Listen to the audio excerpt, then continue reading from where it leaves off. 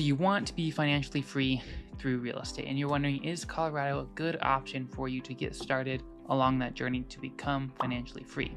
Well, that's exactly what we're going to find out today. We're going to break down several options here of great ways to get started in real estate and whether or not Colorado makes the most sense for you to be starting your journey to become financially free. Welcome back, and if you are new here, my name is Tanner. I'm a real estate agent, investor, and house hacker here in Colorado Springs, and I am currently on my own journey to becoming financially free through real estate, and I own 3 properties that are long-term, short-term. I rent out some garage spaces as well, and have a ton of experience on house hacking and buying real estate here in the Colorado area. First thing we're going to talk about is what your financial freedom number is going to be.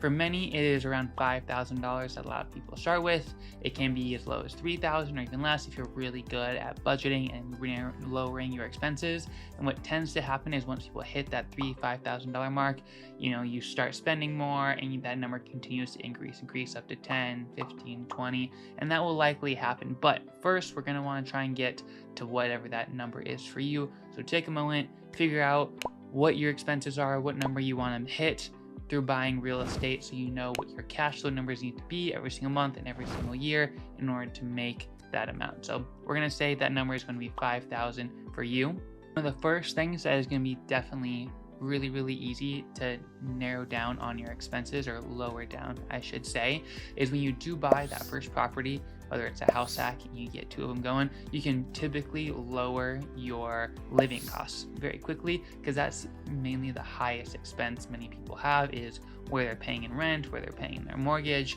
in order to live somewhere. Because in Colorado Springs and Colorado as a whole, it can be around $1,500 to $2,000 just for a 1-2 bedroom place for someone to be staying in. Now in Colorado, what does typical cash flow look like, and what strategy works best? For long-term rentals, they do not work right now in the current real estate market. With current interest rates and the home prices in Colorado are very high, that finding a long-term rental requires you to have to be very low expectations of getting much cash flow and probably just breaking even, and you will likely need to do a higher down payment if it's a property that you're just buying off of market.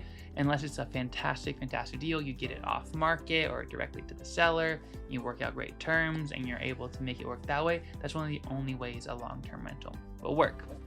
Typically, what I see is furnished rentals, that's midterm and short-term, are the best options for getting cash flow here in Colorado, and you can get anywhere from $300 to $600 a month. Of course, for short-term rentals, we analyze that more on a yearly standpoint compared to monthly. With midterm, it's more monthly basis. Same with long-term, it's more monthly basis. So the summertime is fantastic for short-term rentals. Probably around March is when you're going to hit that big swing of money's coming in, all the way through May, June, July timeframe. It'll probably be in your peak. August, September will start to dip back down going into the winter time. And the reason for that is, even though we do have some awesome mountains to ski here in Colorado Springs and in Denver, you're still only about 2 hours away to the mountains. And so most people, when they do come to Colorado, they just would like to stay in the mountains. So we're not really going to be much of like the ski town winter prime time type of a thing. You're going to want to find a property that's more in the mountains if that's your goal of having a short-term rental for wintertime vacation.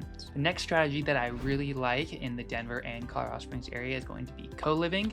This is going to be where you rent out by the bedroom, and you ideally want to get as many bedrooms as possible utilizing that type of strategy. I do have several other videos that you can go to as well if you want to learn more about the co-living strategy and what works best here in Colorado Springs and up in Denver. This will have similar returns of $300 to $600 a month that you could be getting with furnished rentals and short-term rentals, and will still have similar amounts of management that needs to be done, because with one property and you have 7 leases, that's going to be a ton of upkeep and organizing.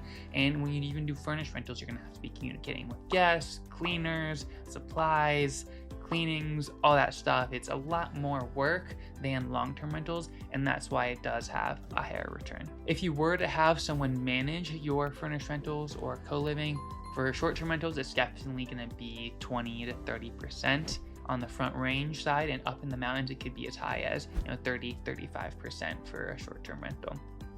If it's just midterm rentals, you could probably find someone around the 15%, and even for co-living, it'd be around 15-20% for having someone manage the property. Now, the median home price, this is very important for Colorado. We're going to talk mainly Colorado Springs and Denver. In Denver right now is $600,000. Colorado Springs are just under $500,000. Denton Pueblo is probably around $425,000, $430,000 is what I would make an estimate to be. And each of these markets are going to be great in their own way, but that kind of gives you an idea of the higher price point market you're going to be purchasing in and what type of down payment you're going to need to be doing in each of these cities. Now, how do you get into owning real estate here in Colorado? We just talked about those high price points of $500,000, $600,000, and at 20% down, that's going to be $100,000, $120,000 that you're going to have to do for a down payment.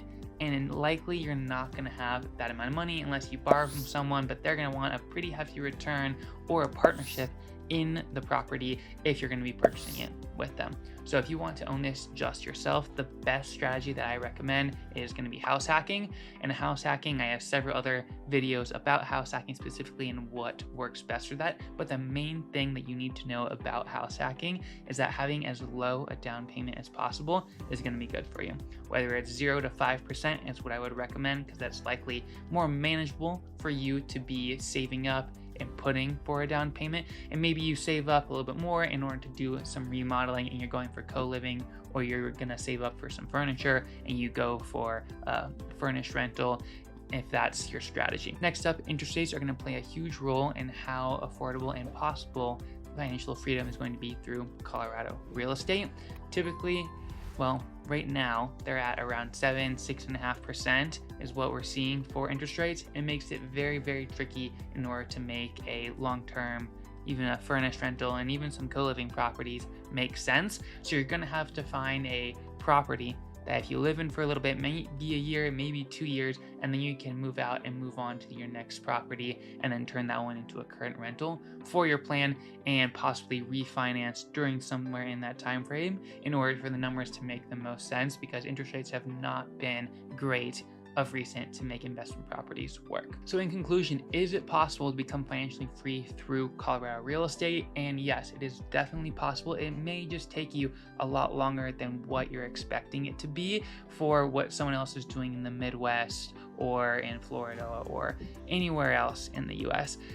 Probably it will be faster than in California. We will be able to say that, because if you do take your time, you find the right property, you plan out your exit strategies, and you do a low down payment and then save up to do the next one, you can get a property every year to 2 years and slowly with each property grow and grow. And after like 5 to 6 years, you'll have a good chance of having a portfolio making around $3,000 to $5,000 every single month.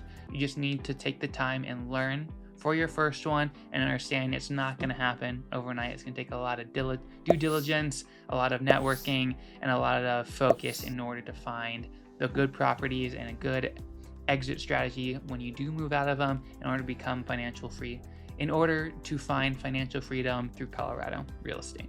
Thanks for watching. If you have any questions about specific properties in Colorado and you want to become financial free and you want to see how other people have done it in Colorado, please reach out. Let me know. We have a real estate investor meetup where we have different speakers come talk about how they bought real estate, what worked for them here in Colorado, what they've done, and it will be a fantastic place to meet other investors through Colorado as well.